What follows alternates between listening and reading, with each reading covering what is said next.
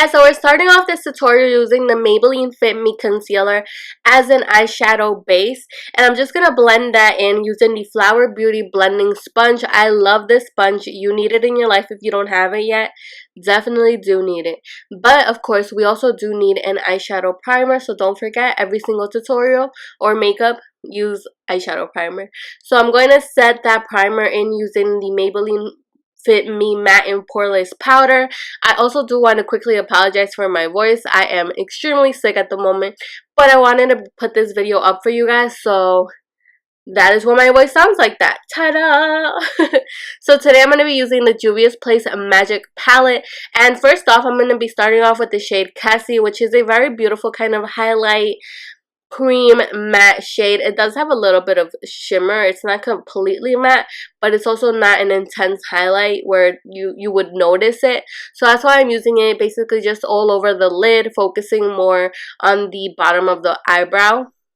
And next, we're going into Koji, which is a very beautiful kind of hot pink, but a little bit more of a red undertone to it kind of shade.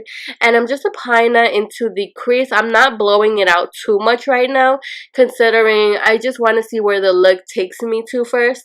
I'm the kind of person that doesn't really think through the tutorial for like the most part. I just go in and I'm like, okay, I'm going to create something, and I just play with makeup, guys. So I'm going to be using the Maybelline Fit Me Concealer once again, but this time I'm going in with a Wet n Wild concealer brush. And this is because I'm going to be basically carving out exactly where I want the intense purple we're going to go in with next. And the reason I like to do this with the concealer is because this way the color is going to be intensified and it's going to stick right onto the concealer, so it's going to give us like an exact position of the eyeshadow. It's not going to be like mixing in with the pink or anything. So that's why I like to use this method a lot. I especially use it for cut creases. So this is the shade we're going into. It's called Iffy. I have no idea if that's how you pronounce it. If that's not how you pronounce it, I am sorry. That's how I pronounce it. So I'm going to be applying that using a Morphe brush, and I'm just going to be applying it directly over the concealer. And as you can see, it definitely does help. It's sticking right onto where I put the concealer, even in the edges. So that's why I really, really, really love this method. So beautiful and pretty. It is a little bit hard when you're going to blend out the edges just because the color is so intense where the concealer was, but it's not impossible. But if you're like having difficulty blending, I wouldn't suggest using this method. So I'm just going to be going in with a clean brush and just kind of blending out those edges as much as I can. And then I'm going into the shade Koji, and I'm going to be using Koji to basically blend out the purple or the iffy color, or Ivy. It's probably Ivy. And yeah, just applying that directly onto the crease and a little bit above, just to once again blend, create a nice transition of colors, so it's not just from like a white underbrow highlight to like purple. So that's why I really, really loved the way Koji looked with the whole look. And as you can see, I'm really blending out those edges, and then we kind of get like a hot pink going on in there with the blending. So I really, really liked how that came out.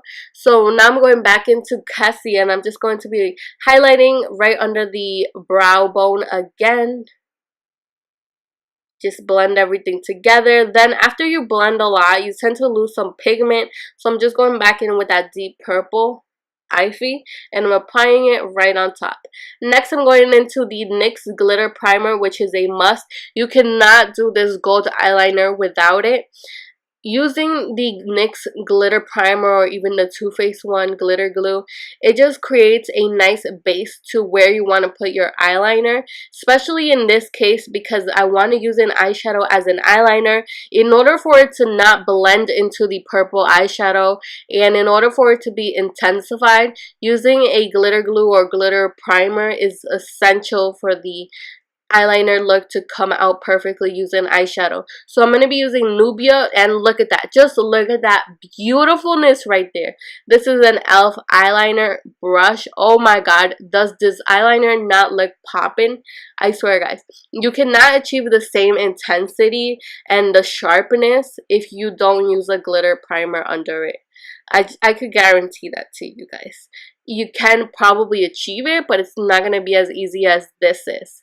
So literally turns it into like a liquid eyeliner because of how easy it is to apply. You would not think that this is an eyeshadow. I bet you thought when you saw the thumbnail that this was a liquid eyeliner, and it's not. Goes to show you how you can actually turn your eyeshadow into something else. And yeah, look at the eyeliner. It's popping. Oh my god, does that make the look? Yes, it does. So now I'm just taking a Neutrogena makeup removing wipey. These are my faves. And I'm just going to be using that to clean up all the edges. I always like to have a very sharp, like, eyeshadow look. Like the edge, I love it when the edge is sharp. This is really, really important to me right now. Like, I just love that exact cut look. So now I'm going in with Tarte Exposed Highlight, and I'm using the NARS 15 brush just to apply that right under the brow bone. We're not really going to extend this the way we did to Cassie.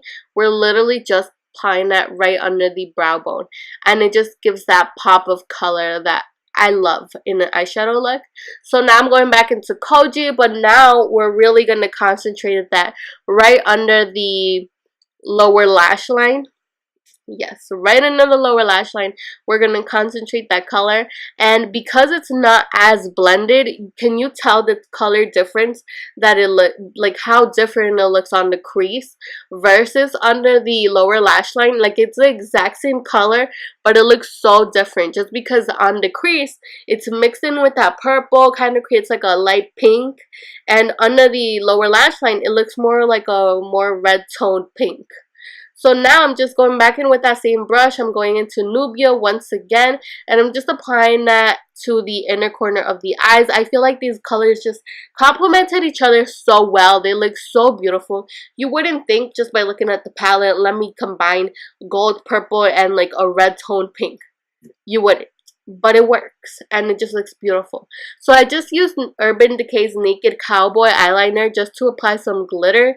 I'm literally going to be that lady when I hit 80 that's still going to have her popping, like, popping glittery eyes. I just love glitter. I am such a fan of glitter, guys. And then I'm also going to be applying it right in the center of the lower lash line, and it just gives it that pop that I just love. I love the way it looks. Just look at that glitter pop. It really does pop. I think how many times have I said popped already. So next I'm using this Makeup Geek eyeliner in Cobalt Blue. Honestly, it wasn't that pigmented as you can tell, but it did make a difference. So I did go ahead and do that on the other eye. Then I used the Tarte Lip Sculptor in Kind, which I have been loving these babies so much. I actually just got 3 in the Ulta's 21 Days of Beauty. Check that video out. There's still a couple days left. Actually, like 2 weeks. So definitely make sure you check out that video for up to 50% off sales on high-end brands. I will link it right here, guys, and in the description box. So that's pretty much it, guys. Thank you so much for watching.